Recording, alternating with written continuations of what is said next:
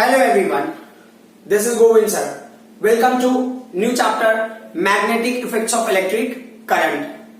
In this chapter, we are going to see how is current flowing through conductor related to magnetic field.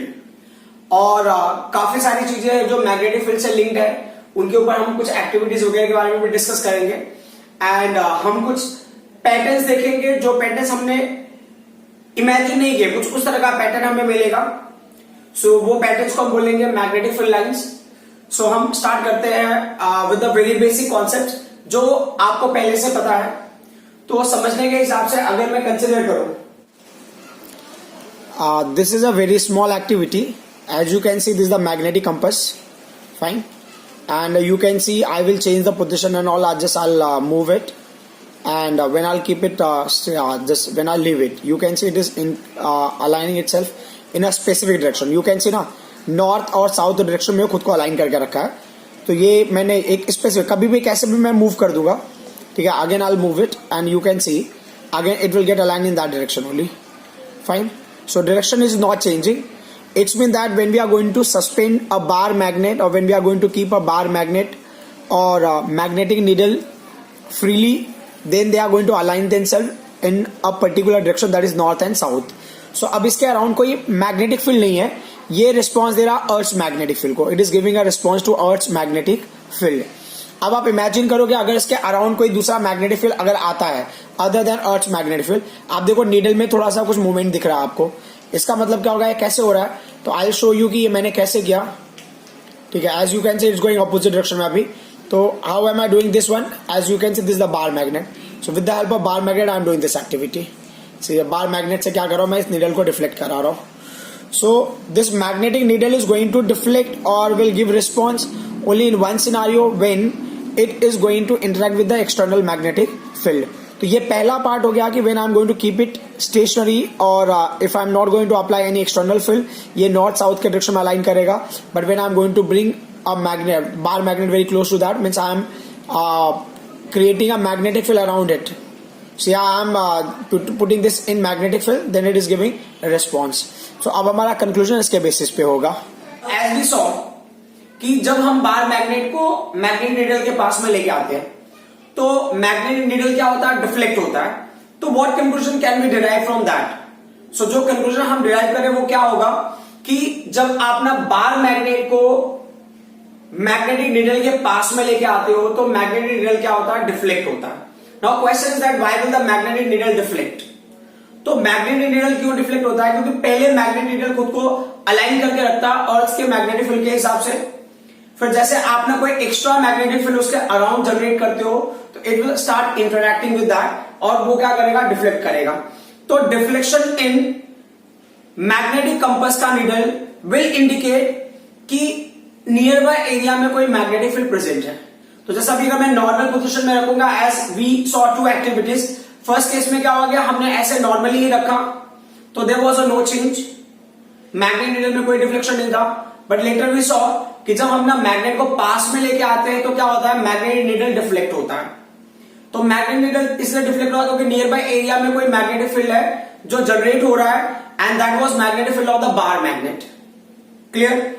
So magnetic needle आपका response दे रहा है किसी magnetic field के interaction पर. जब कोई दूसरा मैग्नेटिक फील्ड उसके साथ में इंटरेक्ट होगा तो magnetic needle will deflect. This is the point which we need to understand. अब हम आ जाते हैं कि मैग्नेटिक नीडल को अगर आपने नॉर्मली रखा तो magnetic needle will indicate in a particular direction. किधर इंडिकेट कर रहा है वो, नॉर्थ एंड साउथ में. The end of magnetic needle of magnetic compass pointing towards north is north seeking और you can say north pole. तो हम कैसे डिसाइड करते हैं कि the end of the magnetic needle of the magnetic compass pointing towards north is north seeking और north pole, you can से. Similarly so अगर आपको लेना है तो and of magnetic compass same statement है, जस्ट जो साउथ को इंडिकेट करेगा वो क्या होगा, साउथ सीकिंग होगा. So and of magnetic needle of magnetic compass pointing towards south is south Sikkim और साउथ पोल। क्लियर? तो ये हमको समझ में आया। और दूसरा पॉइंट जो हमें क्लियर है कि अगर आप मैग्नेटिक कंपास या मैग्नेटिक नीडल को फ्रीली सस्पेंड करते हो तो it will indicate in north and south direction, it will align itself in the north south direction. So अब ये पॉइंट भी लिख लोगे तो बेटर होगा। Freely suspended bar magnet. अब यहाँ पे बार मैग्नेट हमने जो एक्टिविटी देखा वो किसके थ्रू है, वो था नीडल के थ्रू। बार मैग्नेट और मैग्नेटिक नीडल अलाइन इटसेल्फ, कौन से डायरेक्शन में, इटसेल्फ इन नॉर्थ साउथ डायरेक्शन। क्लियर? तो ये नॉर्थ साउथ डायरेक्शन में खुद को अलाइन करता है, तो जो इंडिकेट करता है कि मैग्नेटिक फील्ड का वो डायरेक्शन होगा। और क्या होगा, जो नॉर्थ की तरफ इंडिकेट कर रहा है वो नॉर्थ पोल हो गया, जो साउथ की तरफ इंडिकेट कर रहा है वो साउथ पोल हो गया। उसके बाद जो हमने एक्टिविटी में जो अंडरस्टैंड किया वो एक ही था कि जब आप मैग्नेट को पास में लेके जा रहे हो तो क्या होगा, मैग्नेट नीडल डिफ्लेक्ट हो रहा है, मतलब it is interacting with the external magnetic field. तो वो रेस्पॉन्स देगा या वो रिएक्ट करेगा जब कोई दूसरा मैग्नेटिक फील्ड उसके आसपास में जनरेट होगा। अब उसको हम ना लिंक करते हैं अपने चैप्टर के साथ में कि किस तरह से वो हमारे चैप्टर से लिंक है। तो ये हमारे ना पुराने इंफॉर्मेशन है जिसको हमने यूज किया है या जिसको हम यूज करेंगे to understand our new concept. तो नए कॉन्सेप्ट में हमने क्या किया है कि एक साइंटिस्ट है Oersted, he did some experiment और वो एक्सपेरिमेंट को हम अंडरस्टैंड करने की कोशिश करते हैं कि what is happening in that case. Ousted experiment जो इन्होंने जो एक्सपेरिमेंट किया था, ousted is the name of scientist, इन्होंने जो एक्सपेरिमेंट किया था फॉर दैट एक्सपेरिमेंट के लिए ना इंस्ट्रूमेंट आप खुद से भी बना सकते हैं। तो इन्होंने क्या बताया कि आप क्या करोगे, यू टेक अ कंडक्टर, आप एक नेकेड वायर ले लो, ठीक है, there's a point x and y and he said you put wire between point x and y, put wire या copper wire, put copper wire and naked copper wire between point x and y and then you connect to the devices जैसे आपको connection करना है। यहाँ पे क्या होगा, हमने रेजिस्टेंस दे दिया है। अच्छा, रेजिस्टेंस हम क्यों देते हैं, क्योंकि ना रेजिस्टेंस क्या होता है ना, पोटेंशियल ड्रॉप कराता है, इसकी वजह से क्या होगा, शॉर्ट सर्किट जैसे सिचुएशंस नहीं होते। हम चाहे या ना चाहे हमको डिवाइस में ना रेजिस्टेंस की रिक्वायरमेंट होती ही होती है, ठीक है। अब क्या होगा, हमें यहाँ पे एक डिवाइस ले लिया जिससे हमें पता चलेगा कि ये अमीटर होगा विच विल टेल अस कि सर्किट में करंट फ्लो हो रहा है या नहीं हो रहा है, ठीक है। फिर हमने क्या कर दिया, इसको पावर सप्लाई से कनेक्ट कर दिया, गॉट इट। सो ये वेरिएबल पावर सप्लाई हो गया and then it is connected to this end wire, ठीक है, थ्रू की। अब आपने क्या किया, आपने की को प्रेस कर दिया so that current will flow through the circuit. अच्छा, एक और जो पॉइंट है ये जो मेंशन कर रहे हैं इस क्वेश्चन में, वो क्या बोल रहे हैं, जो एक्स वाई वायर है ना, that should be the perpendicular the plane of paper. Plane of paper का मतलब क्या हो गया कि for example this notebook you consider, अगर ये जस्ट एक पेपर होता था, एक पेपर सिर्फ होता, तो ये हो जाता प्लेन ऑफ पेपर। ये जो सरफेस है ये हो गया प्लेन ऑफ पेपर। तो आप प्लेन ऑफ पेपर को अगर आप ऐसे रख देते हो तो एक्स वाई में उसको परपेंडिकुलर होना चाहिए।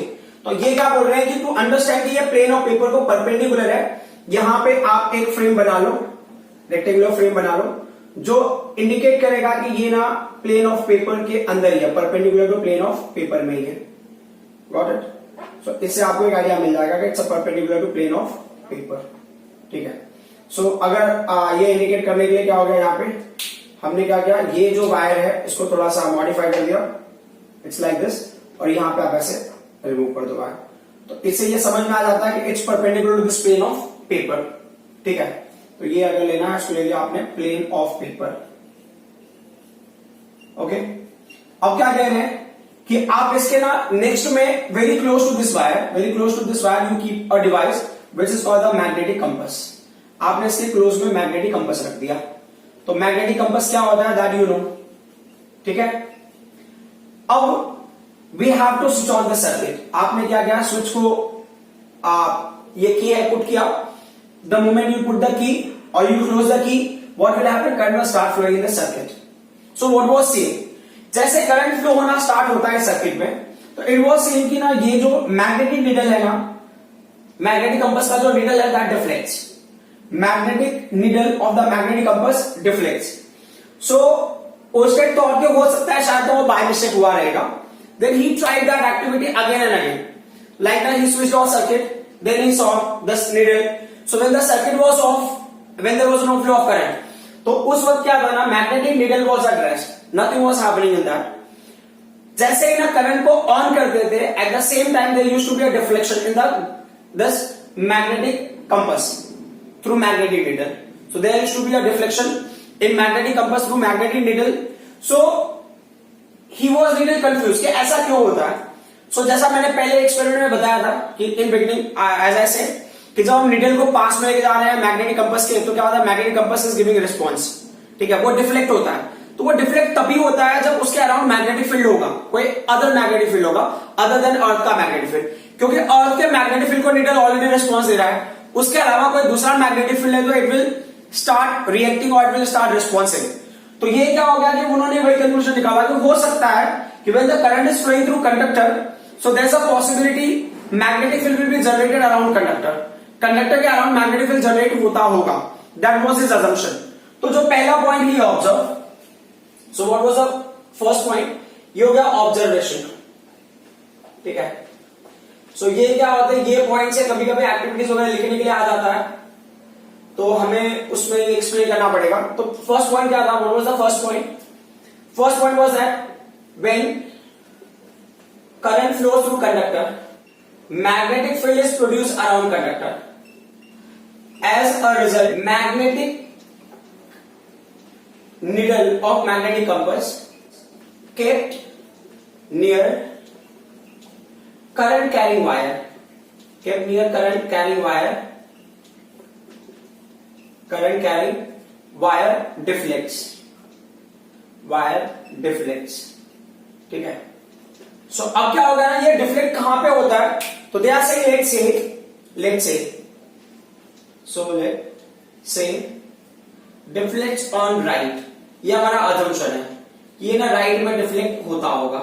ठीक है, अब क्या ऐसा है कि ये जो पहला फर्स्ट पॉइंट हो गया कि when current is flowing it will deflect. Then ये ट्राई किया कि करंट फ्लो नहीं हो रहा है तो क्या होगा, सो उसका भी पॉइंट लिख लेते हैं. जो सेकेंड पॉइंट होगा वो क्या होगा, so when no current flow through conductor, magnetic needle doesn't deflect, magnetic needle doesn't deflect, indicating absence of magnetic field. ठीक है, अब कैसे होगा कि ना ये सारी चीजें तो पता चल गई कि ठीक है करंट फ्लो होगा, मैग्नेटिक फील्ड मिलेगा. when there is a no flow of current, no magnetic field, then he thought कि ना what if we will change the direction of flow of current. तो जैसे इस केस में करंट का flow का डायरेक्शन ऐसा था, है ना, ये positive to this way and showing negative in this way, so it's by anti clockwise pattern में ये फ्लो हो रहा है. देन व्हाट ही थॉट कि अगर हमने ना पावर सप्लाई के टर्मिनल्स को ही चेंज कर दिया, तो then what will happen, the direction of flow of current will change. So what will be the effect on the deflection of galvanometer और this deflection of magnetic needle. So magnetic needle किधर deflect होगा वो देखना था.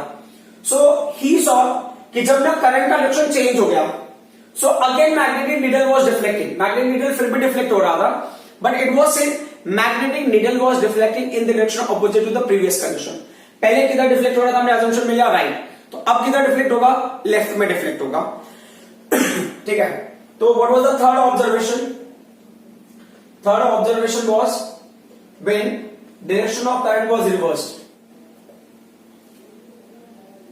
magnetic needle again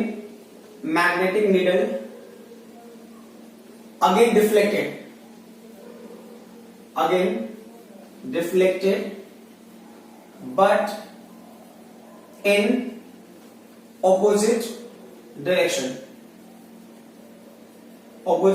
to previous condition. Clear? So that is left. अब problem क्या है, इसके थ्रू हमें कंक्लूजन क्या निकल रहा है. तो जो फाइनल कंक्लूजन था ना, ये तो ऑब्जर्वेशन था, तो what was the final conclusion. So final conclusion क्या था, उस पर हम फोकस करते हैं. तो final conclusion was that magnetic field is produce around conductor when current flows through conductor. ठीक है, सो कंक्लूजन क्या था, when current flows through conductor, magnetic field is produced around conductor, and direction of magnetic field changes due to change in direction of flow of current. So direction of magnetic field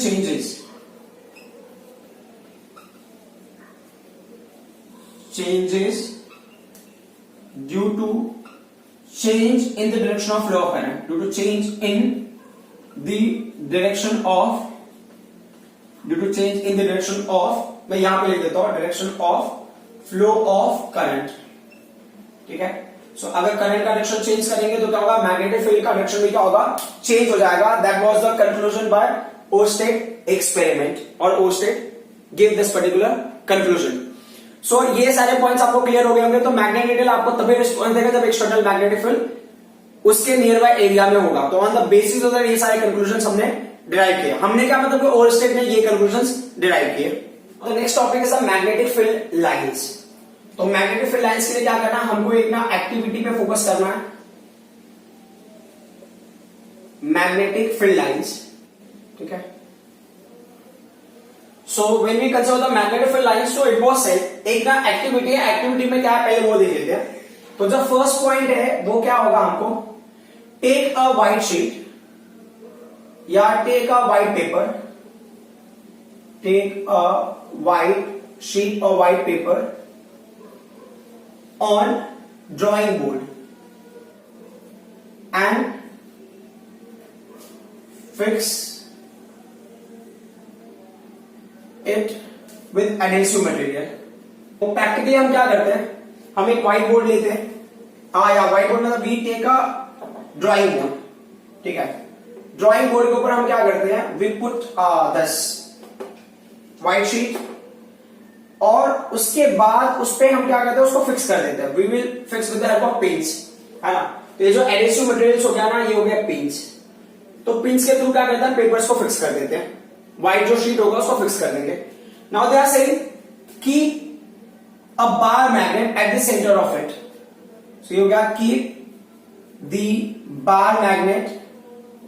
bar magnet आपने देखा था, हमने उसके through ही पहले starting में वो activity की थी। Keep the bar magnet at the center of it,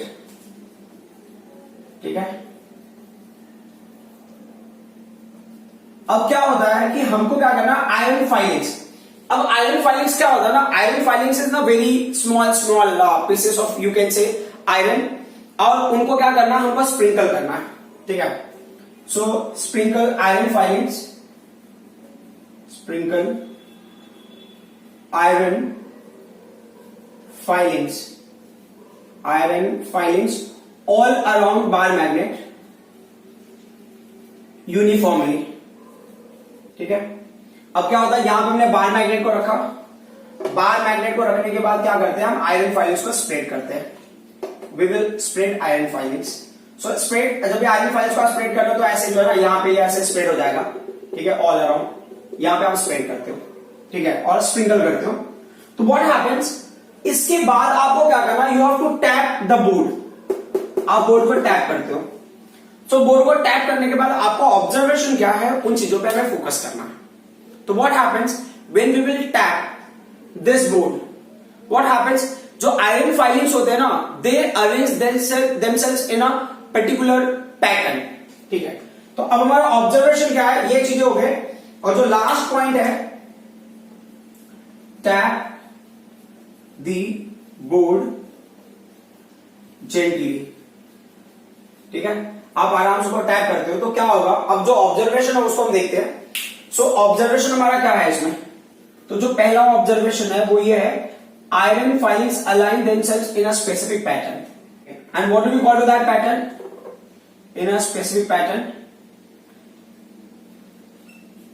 where pattern is called as magnetic field lines, where pattern is called as magnetic field lines। अब हम सारी चीजों को डिस्कस करेंगे in terms of magnetic field lines. तो यहां पे आपने हेडिंग देखा मैग्नेटिक फील्ड लाइंस। तो ये मैग्नेटिक फील्ड लाइंस क्या होते हैं और मैग्नेटिक फील्ड लाइंस इंडिकेट क्या करता है, अब हमें उन चीजों पे फोकस करने की जरूरत है। तो सबसे इंपॉर्टेंट पॉइंट किया, अब देखो मैग्नेटिक फील्ड लाइंस के जो हमने अभी एक्टिविटी किया उसके लिए ना कैसा पैटर्न दिखेगा आपके लिए, आपको वो समझने के लिए आपको डायग्राम दिखेगा यहाँ पे बोर्ड पे। सो राइट साइड में आपको डायग्राम दिख रहा होगा। So with that diagram you can understand. तो अभी उस डायग्राम को हम ना ड्रॉ करेंगे अपने पैटर्न में, क्योंकि एग्जैक्टली डायग्राम जैसा तो हम ड्रॉ नहीं करने वाले हैं। We will draw very similar to that, but जैसा उनका पैटर्न है वैसा ड्रॉ करना हमारे लिए बहुत डिफिकल्ट होगा। तो we have taken a particular pattern कि हम मैग्नेटिक फील्ड लाइंस को किस तरह से रिप्रेजेंट करेंगे। As you can see on that side हमने क्या किया, यहाँ पे उसी पैटर्न को हम कॉपी करने की कोशिश करेंगे, बट जो है हमारे लिए जो कन्वेंशनली जो हमें डायग्राम के हिसाब से रिप्रेजेंट करना है, हम उन चीजों को देख लेते हैं। ठीक है, तो ये कन्वेंशन हो गया। ठीक है, सो अगर आपको इंडिकेट करना है तो देखो आप इंडिकेट करने के हिसाब से, चलो ठीक है, आप अगर मानना है तो ये साइड में नॉर्थ ले लो और यहाँ पे आप ले लो साउथ ले लो। ठीक है, अब क्या होता है कि मैग्नेटिक फील्ड लाइंस का क्या होता है, जब आप ड्रॉ करते हो तो यहाँ पे देखो जो पैटर्न्स आपको मिले उस पैटर्न के हिसाब से अगर आप देखोगे तो मैं वो पैटर्न को फॉलो करते हुए यहाँ पे ड्रॉ करने की कोशिश कर रहा हूँ। सो यहाँ पे एक आपको पैटर्न मिला। ठीक है, वैसा है सिमेट्रिकल पैटर्न आपको बिलो भी मिलेगा, हमने उसी पैटर्न को बिलो भी फॉलो कर लिया। और ये जो डायग्राम है ना, ये सिमेट्रिकल होना चाहिए। हो सकता है मेरा डायग्राम थोड़ा अप एंड डाउन हो जाए, but you have to draw symmetrically. ठीक है, अब वैसे अकॉर्डिंगली क्या होगा, यहां से फील्ड लाइंस निकलेगा and it will does place, और वही सेम कंडीशन यहां पे होगा। फील्ड लाइंस निकल कहां से रहा है, ये ड्रॉ करने के लिए मैं ड्रॉ कर रहा हूं, बट कहां से फील्ड लाइंस स्टार्ट होता है, कहां पे एंड होता है, कहां से बाहर आएगा, कहां से एंटर रहेगा, that particular part is very important. और एक और चीज आपको ध्यान रखना, field line should not intersect with each other. ठीक है, सो अब ये पॉइंट्स मैंने ड्रॉ कर दिया यहां पे। ठीक है, अब इसके बाद क्या होता है, field lines will try to combine, but ना वो होते नहीं है। कुछ फील्ड लाइंस ऐसे भी होते हैं which are trying to approach but are not able to reach. तो बीच में मैंने ऐसा ही लाइंस ड्रॉ कर दिया, this is also fine. So what is the criteria for the magnetic field lines? ये जो पैटर्न है ना, कुछ ऐसा ही पैटर्न है, बट ये बहुत ही फाइन पैटर्न आपको दिख रहा होगा, बट वहां पे थोड़ा सा ना विद डिस्टर्बेंस के साथ आपको दिख रहा होगा, बट ना they are trying to represent this condition only. So इसमें क्या होता है कि जब आप ना इसको नॉर्मली रिप्रेजेंट करते हो, हम अगर अपने हिसाब से देखते हैं तो यहां पे जो मैग्नेटिक फील्ड लाइंस होते हैं ना, वो क्या होते हैं, नॉर्थ पोल से क्या होते हैं, इमर्ज होते हैं। So comes out from the north pole. Magnetic field lines क्या होते हैं, come out from north pole, तो ये इमर्ज होते हैं यहां से। ठीक है, यहां पे इमर्ज होता है और यहां पे क्या होगा, मर्ज होगा। ठीक है, तो अब समझने के हिसाब से, और दूसरा क्या होगा, ये पॉइंट पे आपने वर्ड यूज किया मर्ज। ठीक है, so as we saw in north pole से magnetic field lines are emerging and to the south pole they will enter और विल मर्ज। सो इनके लिए हम जो दूसरा वर्ड यूज कर सकते हैं, ये क्या होगा, come out. Magnetic field lines come out from north pole and enter to what, south pole. ठीक है, सो अब इसके बेसिस पे अगर हम ना कंक्लूजन निकालेंगे तो क्या कंक्लूजन आप निकाल सकते हो, तो ये पॉइंट को हमें लिखना पड़ेगा। तो क्या लिखेंगे हम लोग, पहला पॉइंट हो गया मैग्नेटिक फील्ड लाइंस इमर्ज, और ब्रैकेट में अगर आपको लिखना है come out from north pole, correct, north pole of bar magnet. ये बार मैग्नेट कोई भी मैग्नेट होगा, ये सबके लिए एप्लीकेबल होगा। Pole of a bar magnet and merge enter at the south pole of magnet. Clear? So ये आपका फर्स्ट पॉइंट होगा। सेकेंड पॉइंट क्या होगा इसमें, कि उस बेसिस पे आप देखो ना, जो डायरेक्शन है वो तो आपका स्पेसिफाई हो गया। दूसरा क्या बोल रहे हैं ना, जो रिलेटिव स्ट्रेंथ होता है इसका, relative strength of magnet is determined by the degree of closeness of field lines. मतलब कहां पे ना फील्ड लाइन ज्यादा क्राउडेड है, वहां पे क्या होगा, स्ट्रेंथ ज्यादा होगा। तो सेकेंड पॉइंट क्या होगा, ये क्या बोल रहे हैं, relative strength of magnet is measured by degree of closeness of field lines. वहां पे ना फील्ड लाइंस बहुत ज्यादा क्राउडेड होगा, वहां पे क्या होगा, स्ट्रेंथ बहुत ज्यादा होगा। जहां पे फील्ड लाइंस की क्राउड बहुत कम होगी, वहां पे क्या होगा, मैग्नेट का स्ट्रेंथ कम होगा। तो जैसे यहां पे देखोगे, ये पोल पे देखोगे ना, तो पोल पे क्या होगा, यहां पे ये क्राउड ज्यादा है, तो यहां पे क्या होगा, जो उसका स्ट्रेंथ होगा हाई होगा। यहां पे क्राउड कम है, तो यहां पे स्ट्रेंथ क्या होगा, लो होगा।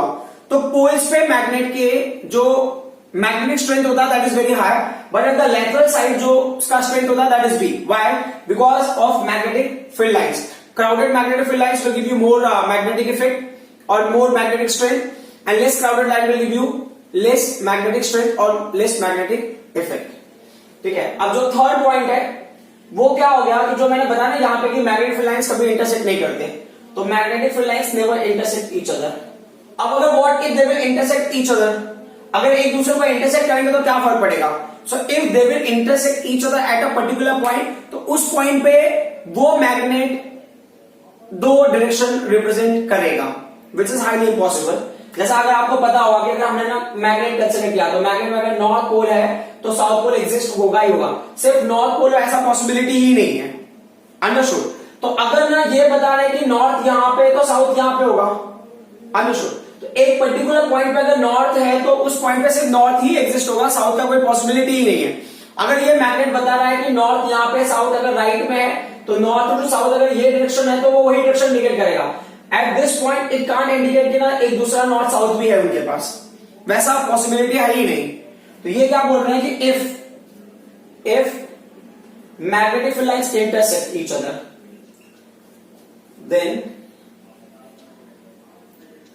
there should be two direction of magnetic field, two different direction of magnetic field at that point, two different direction of magnetic field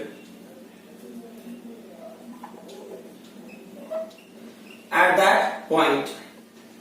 और ये कंडीशन क्या है? which is impossible, which is impossible।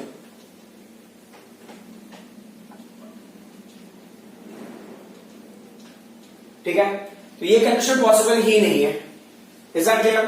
So magnetic field lines के 3 points हमें समझ में आना चाहिए। Magnetic field lines start from north pole and enters to south pole. Is that clear?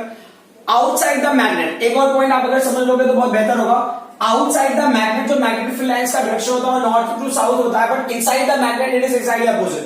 क्योंकि अंदर जो होता है ना, मैग्नेटिक फील्ड लाइंस अंदर भी ट्रैवल करते हैं, क्योंकि ये जो होते हैं ना, ये क्या होते हैं, जो कर्व्स है मैग्नेटिक फील्ड लाइंस क्या होता है ना, ये कंटिन्यूअस और क्लोज कर्व्स होते हैं। जो मैग्नेटिक फील्ड लाइंस होते हैं ना, ये क्या होते हैं, कंटिन्यूअस होते हैं, क्लोज कर्व होते हैं। तो ये कंटिन्यूअस एंड क्लोज कर्व्स होते हैं, एंड क्लोज कर्व्स। तो कंटिन्यूअस होगा तो कहीं पे भी ब्रेक नहीं होगा, है ना, यहां से अगर स्टार्ट हुआ है तो कहीं भी ब्रेक नहीं होगा, तो अंदर भी क्या करेंगे, वो ट्रेवल करेंगे। और क्लोज तो हो जाएगा ना, फिर अगर एक बार कंटिन्यूअस है तो क्लोज हो ही जाएगा। तो magnetic field lines are continuous and close curves. उस वजह से क्या होगा कि आउटसाइड मैग्नेट, है ना, तो ये बताना पड़ेगा, outside bar magnet, magnetic field lines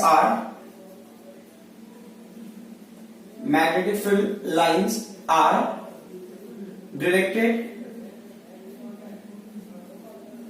from north to south pole, but inside bar magnet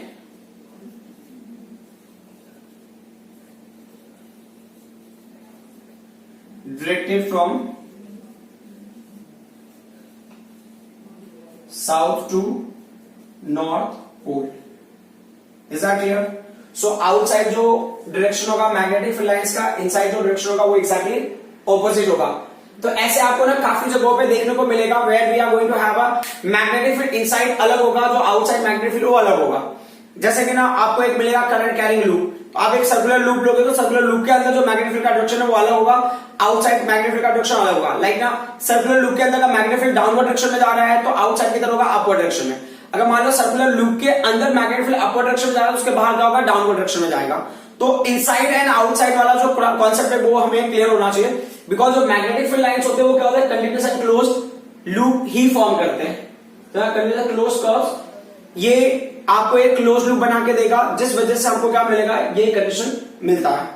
समझ में आ गई बात? सो ये पॉइंट्स आपको क्लियर होने चाहिए। और दूसरा क्या है कि जो मैग्नेटिक फील्ड लाइंस होता है ना, ये आपको ना मैग्नीट्यूड एंड डायरेक्शन दोनों देगा। It will give you the magnitude and direction of magnet both.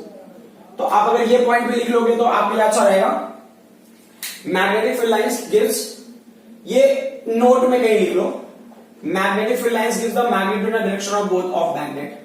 सो आपको पता चल जाता है मैग्नेटिक फील्ड लाइंस के थ्रू कि मैग्नेटिक फील्ड का डायरेक्शन क्या है, और दूसरा आपको पता चल जाता है कि मैग्नेट का स्ट्रेंथ क्या है। Is that clear? और एक और चीज यहां पे देख लो जरा, ये जो फील्ड लाइंस होते हैं ना, फील्ड लाइंस इंडिकेट करता है कि कोई अगर ऑब्जेक्ट ना इस मैग्नेट के थ्रू अगर अट्रैक्ट होगा, रिपेल होगा, तो इसी फील्ड लाइंस को क्या करेंगे, फॉलो करेंगे। जैसे यहां पे कोई ऑब्जेक्ट रखा है आपने जो ना नॉर्थ पोल जिसको अट्रैक्ट करा है, तो वो ऑब्जेक्ट ना इस लाइन को फॉलो करके ही यहां पे आएगा। It is not like directly उसको लग रहा है शॉर्टकट पाथ है तो will come to this particular place, ऐसा डायरेक्टली नहीं आ सकता। It has to follow this field lines. तो फील्ड लाइंस के अंदर अगर कोई भी दूसरा मैग्नेटिक मटेरियल होगा तो दे विल एक्सपीरियंस फोर्स। तो इस मैग्नेट का जो आपको इफेक्ट स्टडी करना है, तो then the thing should be within the magnetic field of this magnet. जैसा कि हमने एग्जांपल में लिया था कि आपके पास मैग्नेटिक कंपास था, आपने मैग्नेट को लाया, तो हो सकता था कि ना मैग्नेट का मैग्नेटिक फील्ड लाइंस उतना इफेक्टिव नहीं रहा होगा, तो हम उसको क्लोज लेके आ रहे हैं, मतलब ना we are bringing the magnetic field lines closer to the magnetic needle. तो क्या हो रहा था, मैग्नेटिक नीडल डिफ्लेक्ट हो रहा था। या आप ऐसे इमेजिन करो कि ये बार मैग्नेट है, बार मैग्नेट के पास आप नीडल को लेके आ रहे हो मैग्नेटिक कंपास को, तो समझो मैग्नेटिक कंपास यहां पे, तो कुछ भी नहीं होगा as you bring very close to this. तो जब ना उसके फील्ड में आएगा तब क्या करेगा, मैग्नेटिक नीडल फोर्स एक्सपीरियंस करेगा, मैग्नेटिक फील्ड को एक्सपीरियंस करेगा एंड विल डिफ्लेक्ट। तो ये जो मैग्नेट होता है ये फोर्स तभी एक्सपीरियंस करेगा जब आप किसी मैग्नेटिक मटेरियल को इसके मैग्नेटिक फील्ड के अंदर रखते हो तब। तो आज जो हमने लर्न किया उसमें दो चीजें थी। एक हमने ये स्टडी किया कि करंट कैरिंग कंडक्टर के अराउंड मैग्नेटिक फील्ड मिलता है। दूसरा जो पॉइंट हमने लर्न किया मैग्नेटिक फील्ड लाइंस, कि मैग्नेटिक फील्ड लाइंस एक स्पेसिफिक पैटर्न में खुद को अलाइन करते हैं, और उसके जो पॉइंट्स आए वो सारी चीजें आपको क्लियर हो गई रहेंगी। ये टॉपिक बहुत ही सिंपल है, बट क्या होता है कि आप जब तक ना प्रैक्टिकली चीजों को देखते नहीं हो थोड़ा अंडरस्टैंड करना डिफिकल्ट हो सकता है। I will try my best कि अगर कोई इंस्ट्रूमेंट अवेलेबल होगा तो मैं उससे शो करने की कोशिश करूंगा, but right now I have a problem कि मैं वो इंस्ट्रूमेंट्स मेरे पास अवेलेबल नहीं है, but I will try my best. मैं कोशिश करूंगा कि अगर इंस्ट्रूमेंट मिल जाए तो मैं डेमोस्ट्रेट करके भी दिखाने की कोशिश करूं। ठीक है, थैंक यू वेरी मच।